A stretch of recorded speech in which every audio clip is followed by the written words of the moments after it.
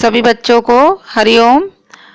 आज हम लोग अध्याय 3 पदार्थ की संरचना के बारे में पढ़ेंगे। इस लेसन का भाग 1 मैं पहले ही आप लोगों को भेज चुकी हूँ। आज इस लेसन के शेष भाग का वीडियो लेसन आप लोगों को भेजा जा रहा है। ध्यानपूर्वक देख करके समझेंगे। तो पिछले वीडियो लेसन में मैंने आप लोगों को तत्व के बारे में बताया था और आज इसी को आगे देखेंगे। ठीक है, चित्र में आपको दिखाई देगा ऑक्सीजन का अणु, गंधक का अणु। ठीक है, ऑक्सीजन, उसका अणु सूत्र कैसे लिखते हैं? O2। तो यहाँ पर O2 लिखने पर 2 क्या बता रहा है? 2 जो है वो ये बताता है कि ऑक्सीजन में कितने परमाणु हैं। परमाणु जो है वो अणु से छोटा होता है, अर्थात परमाणु मिलकर अणु बनाते हैं। ठीक है, परमाणु मिलकर क्या बनाते हैं? अणु बनाते हैं।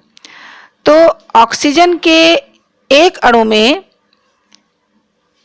2 परमाणु होते हैं। 2 परमाणु मिलकर ऑक्सीजन का एक अणु बनाते हैं। तो जब हम उसका अणु सूत्र लिखते हैं तो कैसे लिखते हैं? O2। इसी प्रकार गंधक का अणु में देखिए, आपको जो गोले दिखाई दे रहे हैं पीले कलर के, कितने गोले हैं गिनिए। 1 2 3 4 5 6 7 8, 8 गोले आपको दिखाई दे रहे हैं। ठीक है, और ये सभी 8 गोले आपस में लाइन के द्वारा, एक रेखा के द्वारा सभी आपस में जुड़े हुए हैं। तो ये जो 8 गोले आपको दिख रहे हैं, ये क्या बता रहे हैं? परमाणुओं की संख्या बता रहे हैं। गंधक मतलब सल्फर। ठीक है, तो परमाणुओं की संख्या कितनी हुई? 8। तो इसका अणु सूत्र क्या लिखेंगे? सल्फर का संकेत है S। तो परमाणु की संख्या यहाँ पर 8 है, तो इसका अणु सूत्र क्या बनेगा? S8। ऑक्सीजन वाले में आप देख रहे हो 2 गोले आपस में जुड़े हुए हैं। आ ऐसे लिखा हुआ है, नीला गोला। उसी प्रकार फिर 2 नीले गोले आपस में जुड़े हुए हैं, फिर 2 नीले गोले आपस में जुड़े हुए हैं। अर्थात ये तीनों जो आपको ग्रुप दिख रहा है, समूह दिख रहा है, ये सभी आपस में 2 गोले जुड़े हुए हैं, एक दूसरे से अलग। एक ग्रुप दूसरे ग्रुप से अलग है ना। मतलब एक ऑक्सीजन के अणु में 2 परमाणु हैं, लेकिन सल्फर वाले में आप देख रहे हैं 8 परमाणु आपस में रेखा के माध्यम से जुड़े हुए हैं। सभी 8 परमाणु एक दूसरे से जुड़े हुए हैं। ठीक है, तो ऑक्सीजन का अणु सूत्र हुआ O2, जबकि सल्फर का अणु सूत्र क्या होगा? S8। आगे समझ में? यौगिक तत्व के बारे में आगे समझ में। गंधक अर्थात सल्फर एक ऐसा तत्व है जिसके एक अणु में एक समान 8 परमाणु, और ये भी आप देख रहे हैं यहाँ पर कि सभी परमाणु एक समान दिखाई दे रहे हैं। किसी की संरचना में आपको कोई अंतर नहीं दिखाई दे रहा है, अर्थात सारे परमाणुओं की संरचना एक समान होती है। एक अणु में एक समान 8 परमाणु होते हैं सल्फर में। ठीक है, तो ये तत्व के बारे में था। तो आप कह सकते हैं कि तत्व में जितने भी परमाणु होते हैं वह सभी एक समान होते हैं। अब आते हैं यौगिक। यौगिक 2 या 2 से अधिक तत्वों के निश्चित अनुपात में। अब देखो, तत्व मिलकर क्या बनाएंगे? यौगिक बनाएंगे। वहां पर तत्व कैसे बन रहे थे? परमाणुओं के मिलने से बन रहे थे, लेकिन यौगिक किससे बनेंगे? तत्वों के मिलने से बनेंगे, अर्थात तत्वों के निश्चित अनुपात में मिलने से बनेंगे। जैसे यहाँ पर एक उदाहरण है हाइड्रोक्लोरिक अम्ल। हाइड्रोक्लोरिक अम्ल जिसको कि HCl, H हाइड्रोजन के लिए है और Cl क्लोरीन के लिए है। इस चित्र में आपको हाइड्रोक्लोरिक अम्ल के बारे में बताया गया, जो कि एक यौगिक है। तो यहाँ पर 2 अलग अलग तत्व हैं। एक तत्व क्या है? H कहा। H क्या है? हाइड्रोजन। और दूसरा जो उसके साथ Cl है वो है क्लोरीन। तो यहाँ कितने तत्व हो गए? 2 तत्व हो गए। 2 तत्व मिलकर के एक यौगिक बना रहे हैं, और उस एक यौगिक का नाम क्या है? हाइड्रोक्लोरिक अम्ल। ठीक है, तो यहाँ आपको इस चित्र में दिख रहा होगा हाइड्रोक्लोरिक अम्ल के अणु। पहले चित्र में देखो, आपको लाल गोला जो है उसमें हा लिखा हुआ है, पीले गोले में क्लो लिखा हुआ है। अर्थात एक हाइड्रोजन एक क्लोरीन, फिर एक हाइड्रोजन एक क्लोरीन, फिर एक हाइड्रोजन एक क्लोरीन। इस प्रकार आपको यहाँ पर हाइड्रोक्लोरिक अम्ल के अणु दिखाई दे रहे हैं। दूसरा जो चित्र है उसमें आपको हाइड्रोजन और क्लोरीन के अणुओं को अलग अलग दिखाया गया है। ठीक है, हाँ लिखा है, लाल गोला अलग है, पीले गोले अलग है। जितने पीले गोले हैं वो क्लोरीन के लिए हैं और जो लाल गोले हैं वो हाइड्रोजन के लिए, वो सभी अलग अलग दिख रहे हैं। तो वहां पर अलग अलग रूप में दिखाया गया, अर्थात वो परमाणु रूप में है। और जब वो जुड़े हुए रूप में दिखाई दे रहे हैं, यानी पहला वाला जो चित्र है इसमें आपको एक लाल गोला एक पीले गोले से जुड़ा हुआ दिख रहा है, तो वो वहां पर किस रूप में, अणु के रूप में है। ठीक है, तो किसी यौगिक का सबसे छोटा कण अणु होता है। जैसे अणु का छोटा कण क्या होता है, परमाणु होता है ना, लेकिन यौगिक का छोटा कण क्या होगा, अणु होगा। इस अणु को आगे विभाजित करने पर अलग अलग तत्वों के वे परमाणु प्राप्त होते हैं जिनसे वो बनता है। ठीक है, जैसे परमाणुओं से अणु बना था, उसी प्रकार अब यहाँ पर अणुओं से क्या बन जा रहा है, यौगिक बन जा रहा है, अर्थात तत्वों से यौगिक बन जा रहा है। तो जब आप अणुओं को विभाजित करोगे तो आपको वो तत्व प्राप्त हो जाएंगे जिनसे वो यौगिक बना हुआ है। जैसे हाइड्रोक्लोरिक अम्ल में जब ये हाइड्रोजन और क्लोरीन आपस में जुड़े हुए हैं, जब इनको इनके अणुओं को अलग कर दिया गया तो हाइड्रोजन अलग हो गया और क्लोरीन अलग हो गया, यानी उनके तत्व हमको अलग से प्राप्त हो गए, तो वो परमाणु रूप में हमको प्राप्त हो गए। ठीक है, समझ में आ गया ये। तो इस प्रकार से अब आप ये जान गए कि पदार्थ अणु और परमाणु से बना होता है। कोई भी पदार्थ हो, आपके आसपास जितने भी पदार्थ हैं वो सारे पदार्थ अणुओं और परमाणुओं से मिलकर बना हुआ है। मैं आपको एक बार फिर से ध्यान दिला रही हूँ कि परमाणु सबसे छोटा कण होता है, यानी परमाणु से मिलकर अणु बनता है, अणु आपस में मिलकर के यौगिक का निर्माण करते हैं, और इस प्रकार फिर हम और आगे तत्व मिश्रण के बारे में पढ़ेंगे। तो पदार्थ अणुओं और परमाणुओं से मिलकर बना होता है। पदार्थों की जो तीनों अवस्थाएं हैं, अणुओं की व्यवस्था कैसी होती है ना, आप तीनों अवस्था जानते हैं, ठोस अवस्था, द्रव अवस्था, गैस अवस्था। इन तीनों अवस्थाओं के बारे में आप जानते हैं, लेकिन इनमें अणुओं की व्यवस्था कैसी होती, किस प्रकार वो जमे हुए रहते हैं, किस प्रकार वो व्यवस्थित होते हैं, इसी को अब समझेंगे। ठोस के बारे में देखते हैं। पहली अवस्था क्या आती है, ठोस अवस्था। ठोस वस्तु कोई भी आप ले लीजिए, जैसे संगमरमर हो गया, लोहा हो गया, कोई भी ठोस वस्तु ले सकते हैं। ठोस का मतलब कठोर है ना। तो इसमें कण जो होते हैं, अर्थात अणु जो होते हैं, वो एक दूसरे के बहुत पास पास होते हैं, एक दूसरे से काफी पास पास व्यवस्थित होते हैं और निश्चित क्रम में व्यवस्थित होते हैं। इसलिए इनमें कणों को गति करने की स्वतंत्रता बहुत कम होती है। ठोस में सारे अणु आपस में बंधे हुए रहते हैं, जिसके कारण से वो गति नहीं कर पाते हैं। ठीक है, ठोस में कणों के बीच अत्यधिक आकर्षण बल होने के कारण से ही वो आपस में जुड़े, जितना ज्यादा आकर्षण बल रहेगा उतना ज्यादा अणु आपस में कठोरता से जुड़े हुए रहेंगे, और इनका आकार व आयतन भी क्या होगा, निश्चित होगा। कोई भी ठोस आप लेते हो तो उसकी आकृति निश्चित होती है ना। लेकिन इसके विपरीत हम द्रव में आ जाए, द्रव मतलब तरल पदार्थ, तो आपने देखा भी है, पानी हो चाहे दूध हो चाहे कोई भी तरल पदार्थ हो, आप उसको जिस भी पात्र में डालते हो वो उसकी आकृति ले लेता है। पानी को यदि आप गिलास में डालोगे तो गिलास की आकृति ले लेगा, कटोरी में डालोगे तो कटोरी की आकृति ले लेता है। ठीक है, तो द्रव में जो कण होते हैं ना, वो ठोस की अपेक्षा एक दूसरे से थोड़े दूर दूर स्थित होते हैं। इस कारण इनको कुछ सीमा तक दबाया भी जा सकता है। ये कण एक दूसरे के पास से गुजरकर द्रव के अंदर चारों ओर गति कर सकते हैं। द्रव को जिस भी पात्र में आप रखो उसकी वो आकृति ले लेगा। इनमें कणों के बीच परस्पर आकर्षण बल थोड़ा कम प्रबल होता है, ठोस की अपेक्षा कम प्रबल होता है। यहाँ पर आपको चित्र में दिखाई दे रहा है ठोस, द्रव और गैस। तीसरी अवस्था गैस की आती है। तो गैस में अणु और ज्यादा दूर दूर स्थित होते हैं, कणों की व्यवस्था निश्चित होती ही नहीं है। ठोस और द्रव की तुलना में इनके कण एक दूसरे से काफी दूर दूर होते हैं और इन्हें आसानी से दबाया भी जा सकता है।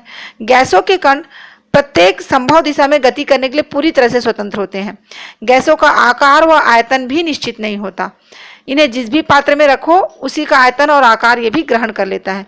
गैस में कणों के मध्य आकर्षण बल बहुत कम होता है, तो ठोस में आकर्षण बल सबसे ज्यादा, द्रव में ठोस से थोड़ा कम और गैस में आकर्षण बल बिल्कुल बहुत ही कम होता है, जिसके कारण से उनके कण काफी दूर दूर व्यवस्थित होते हैं। तो आपको यहाँ पर चित्र में ठोस की आकृति, द्रव की आकृति और गैस की अणुओं की व्यवस्था यहाँ पर दिखाई दे रही है। इतना आप लोग को समझ में आ गया। इसके बाद है कीमियागरों के संकेत। कीमियागर क्या है ना, नाम बोलने से ही अटपटा सा लग रहा है कीमियागर, ठीक है।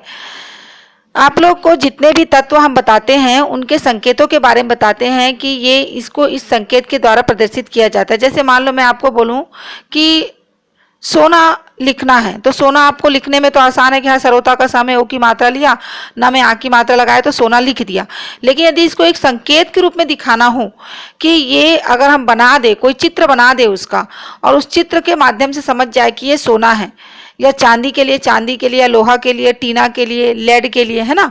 तो यहाँ पर एक चित्र आपको दिखाई दे रहा है कीमियागरों के संकेत करके।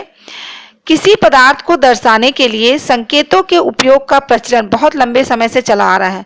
प्राचीन काल में रासायनिक क्रियाओं के द्वारा सोना एवं अमृत बनाने का प्रयास कीमियागरों द्वारा किया जाता था, ठीक है। वे अपने ज्ञान को गुप्त रखने के लिए संकेत का प्रयोग करते, जो भी ज्ञान उनके अंदर रहता था उस ज्ञान को वो गुप्त रखने के लिए संकेत का प्रयोग करते थे। वो दैनिक जीवन में प्रयोग की जाने वाली वस्तुओं, चाहे वो तत्व हो, यौगिक हो या फिर मिश्रण हो, एवं क्रियाओं के लिए भी संकेतों का ही प्रयोग करते थे। जैसे साधारण नमक के लिए यहाँ पर चित्र में आपको एक गोले के अंदर डैश का संकेत दिखाई दे रहा है, उसका इस्तेमाल करते थे। कई बार एक ही पदार्थ को व्यक्त करने हेतु कीमियागरों के संकेत अलग अलग होते थे। जॉन डाल्टन ने कई वर्षों के बाद संकेतों के द्वारा यौगिकों के भी सूत्र बनाए। जैसे यहाँ पर कीमियागरों के संकेत आपको दिख रहे हैं, सोना के लिए संकेत दिख रहा है, चांदी के लिए, है ना, लोहा के लिए बनाया है, टिन है, लेड, पारा, गंधक, तांबा, निकिल, आर्सेनिक, एंटीमनी, पानी, साधारण नमक, अग्नि, कपूर और मूत्र। इसका इस चित्र में जो संकेत दिखाया गया चित्रों के माध्यम से, है ना, मतलब जो भी हम लिखते हैं उसको किस प्रकार चित्र के माध्यम से हम उसको संकेत के रूप में प्रयोग करते हैं कि उनका ज्ञान गोपनीय रहे, ठीक है।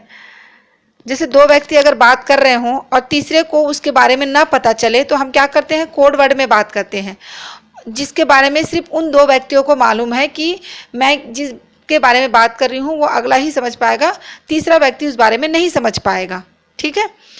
इसी प्रकार संकेत, तो डाल्टन ने भी नीचे संकेत दिया हुआ है, बताया हुआ है उन्होंने भी। देखिए हाइड्रोजन के लिए किस प्रकार का संकेत है, एक गोले के अंदर काला डॉट, कार्बन के लिए एक काली बिंदी के समान उन्होंने संकेत बनाया, ऑक्सीजन के लिए एक सफ़ेद बिंदी के समान गोला बनाया हुआ है, चांदी के लिए उन्होंने गोले के अंदर एस लिखा है, सीसा के लिए गोले के अंदर एल लिखा है। इसी प्रकार सोना के लिए एक गोले के अंदर जी लिख करके काले वहाँ पर लकीर खींचे हुए हैं। ये डाल्टन ने संकेत बनाए थे। तो कीमियागर किसको बोलते हैं, जो तत्वों को या पदार्थों को दर्शाने के लिए संकेतों का प्रयोग करते थे, उनको बोलते थे कीमियागर, ठीक है।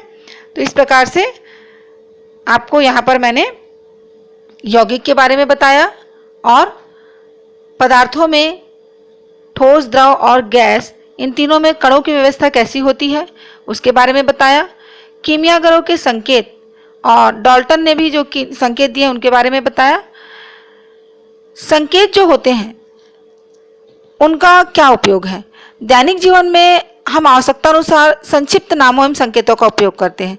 जैसे राष्ट्रीय राजमार्ग, है ना, नेशनल हाईवे, तो बोलने में राष्ट्रीय राजमार्ग बड़ा लगता है ना, तो उसके लिए हम क्या लिखते हैं, कैपिटल एन और कैपिटल एच ये लिख देते हैं, तो इससे पता चल जाता है कि हम नेशनल हाईवे के बारे में बात कर रहे हैं। सीधा रास्ता के लिए सीधे तीर का निशान लगा देते हैं। अब तक के 114 तत्व और उनसे बने लाखों यौगिक ज्ञात हो चुके हैं।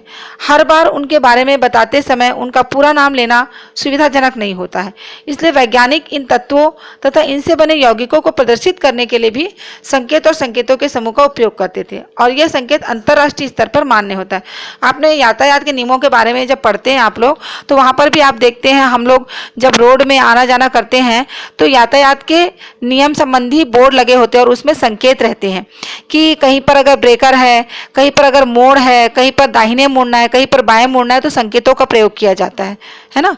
तो इसी तरीके से हमारे विज्ञान में भी संकेतों के, तत्वों को दर्शाने के लिए, अणुओं को प्रदर्शित करने के लिए संकेतों का प्रयोग किया जाता है।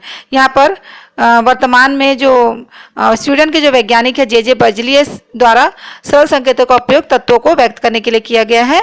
और यहाँ पर कुछ अंग्रेजी के वर्णमाला के अक्षरों का उपयोग करते हुए सुझाव दिए गए हैं। देखिए आप लोग को तत्व के अंग्रेजी नाम का प्रथम अक्षर, ये नियम आपको यहाँ पर दिखाई दे रहे होंगे, है ना।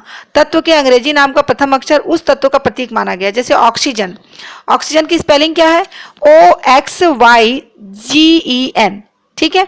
तो उसका पहला लेटर क्या आ रहा है? O आ रहा है, तो उसका संकेत हो गया O।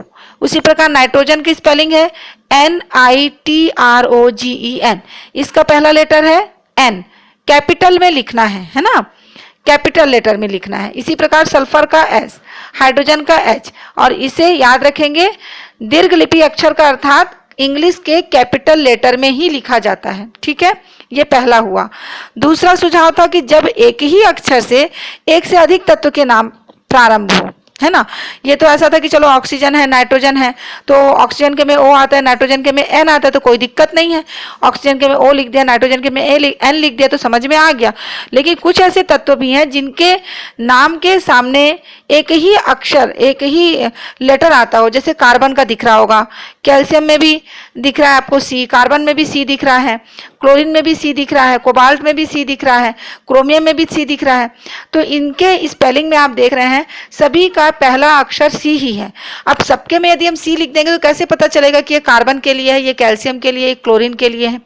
तो यहाँ पर समस्या आएगी ना। तो यहाँ पर कार्बन का संकेत C है, उसी प्रकार कैल्शियम का संकेत भी C है। ऐसे अगर लिख दिया जाए तो वो हम क्या हो जाएगा, कंफ्यूजन आ जाएगा, है ना। उससे समस्या उत्पन्न होगी कि कैल्शियम और कार्बन पहचान करने में समस्या उत्पन्न होगी। तब क्या सुझाव दिया गया कि यहाँ पर अगर कार्बन का C लेते हैं तो कैल्शियम के लिए प्रथम अक्षर तो C रहेगा, लेकिन कैल्शियम के जो स्पेलिंग है उसमें C के साथ क्या है? A है, तो उसमें A को भी लेना है। 2 हो गया। पहला अक्षर तो आप कैपिटल लेटर में लिखोगे, परंतु दूसरा जो अक्षर लोगे वो स्मॉल लेटर में रहेगा। तो कैल्शियम के लिए क्या हो गया? CA हो गया। इसी प्रकार क्लोरीन का लिखोगे तो क्या हो जाएगा? CL लिया गया है, यहाँ पर CH न लेकर उन्होंने Cl लिया। कोबाल्ट के लिए CO लिया है, क्रोमियम के लिए Cr लिया है। इस तरीके से यहाँ पर 2-2 अक्षर लिए गए हैं। पहला अक्षर कैपिटल, परंतु उसका दूसरा अक्षर स्मॉल लेटर में लिया गया। यहाँ पर जो सारणी आपको दी गई है, यहाँ पर आपको कुछ और तत्वों के बारे में दिया गया है। एल्यूमिनियम के लिए Al, ऑर्गन के लिए Ar, बोरॉन के लिए है B, फ्लोरीन के लिए F, हीलियम के लिए He। तो इस प्रकार यहाँ पर आपको जितने भी सारणी में दिखाए गए हैं संकेत, इन संकेतों को आप लोग याद करिएगा। और तीसरा जो सारणी है वहाँ पर आपको एक और महत्वपूर्ण चीज आपको बता रही हूँ। कुछ तत्वों के नाम उनके ग्रीक एवं लैटिन नामों पर आधारित है। ग्रीक तो चलिए ग्रीक भाषा हो गया, अब लैटिन क्या होता है? तो लैटिन जो होता है वो प्राचीन भाषा है ना।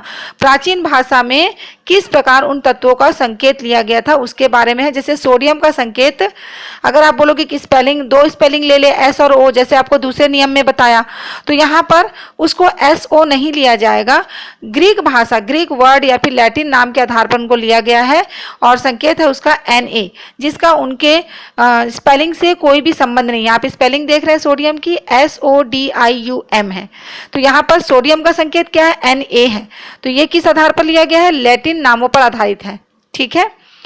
लैटिन नाम नेट्रियम है, इसका लैटिन नाम क्या है? नेट्रियम। सोडियम का लैटिन नाम है नेट्रियम, इस कारण से Na लिया गया। और ये नेट्रियम जो वर्ड है ये बहुत प्राचीन भाषा में इस्तेमाल किया जाता था और इस कारण से उसको Na संकेत के रूप में लिया गया है।